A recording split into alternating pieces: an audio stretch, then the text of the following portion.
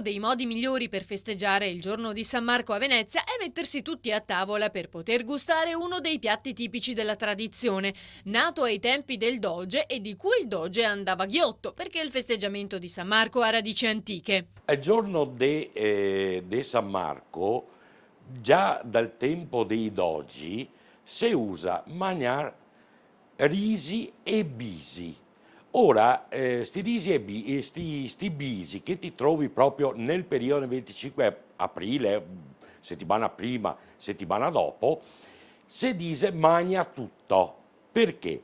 Perché con le scorze del viso, i baccioli, con le scorze del viso, ti metti su a cucinare.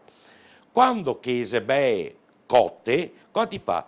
Ti e passi per ben, in modo che venga su tutto quanto un sugo bello verde. I bisi, questo sugo, ti cucini i risi e ti che metti dentro i bisi novei, che se bisi un pochettino più chiari ma teneri da matti.